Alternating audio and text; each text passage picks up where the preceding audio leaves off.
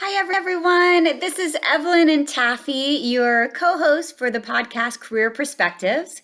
And today, Taffy is wearing a little clue into what we'll be talking about. She is wearing her prom dress. And today, we want to ask you a question.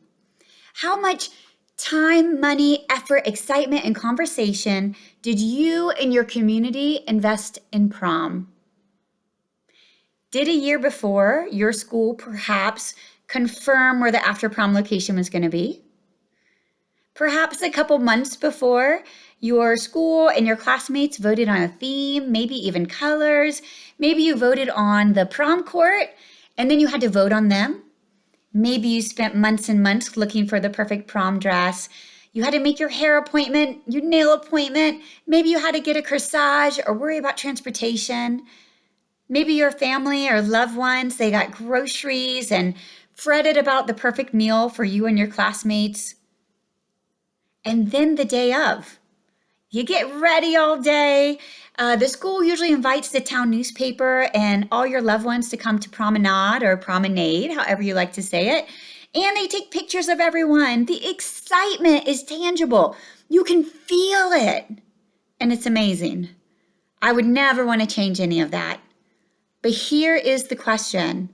Was even half of that energy, effort, finances, excitement, conversation spent on helping you try to figure out what you want to do after high school? And that's what we're going to talk about today. Taffy and I are going to give you a tip, 2 warnings, and some advice. So here's tip 1. Start backwards. It's overwhelming to be 17, 18, 19 years old. You just got done picking out your prom dress, and someone says, what do you want to do after high school? What do you want to do forever? Or at least as your first career? Overwhelming. So don't worry about the steps to get to where you want to go. Just worry about what do you want to do? What's the job that seems interesting, fulfilling, exciting? And then tell someone like me, your Wright State Lake Campus career advisor, or a trusted loved one that you appreciate their advice, a guidance counselor. Tell them what you want to do, and it's our job to help you understand the steps you need to take to get there. 2 warnings. The first warning is just a degree is not enough. You cannot just have a book in front of you since you are 5 years old and then get through your schooling and expect an employer to say, absolutely, you seem perfect.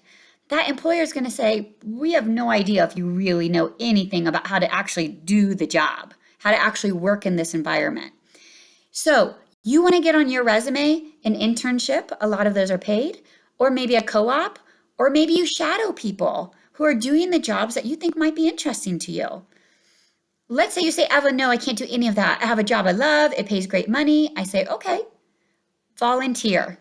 So you have this great job, but it has nothing to do with healthcare, and healthcare is where you want to be eventually. Then think about, when do you have time? Do you have 3 hours every Sunday afternoon? Are you free on Tuesday nights? Think about volunteering at a nursing home, at ER. I can say the same for any area that you would want to pursue. Volunteer within it. Everyone wants free help. And then you're not overly committed, but you're still getting the experience. So, warning. That was the first one. Here's the second one. You have to have passion. Do not be a teacher just because you get summers off. False. They work all year round. Do not be a teacher just because you know how school works. No, you don't. You know how school works as a student. You do not know how it is to take control of a classroom every single day for a year, to run parent-teacher conferences, to make lesson plans, to grade papers all night. You do not know how it is.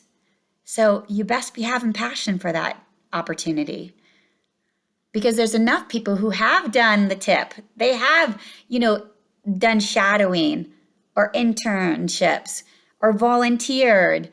And so on their resume, they have the degree, they have the passion, and they have the experience.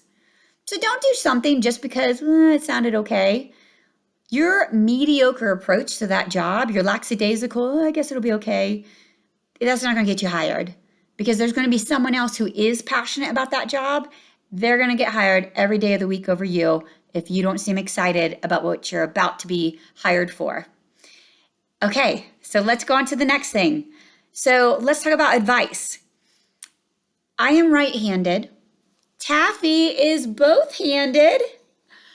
So for myself, I can brush my hair, type on the computer, do all those things with my left hand, but they're never going to be done as easily, as gracefully, as effortlessly as my right hand, because that's my natural tendency, is to use my right hand.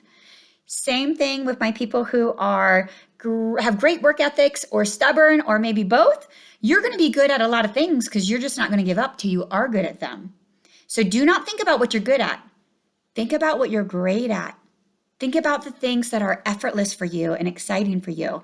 And that is what I want you to come talk to me about at Wright State Lake Campus.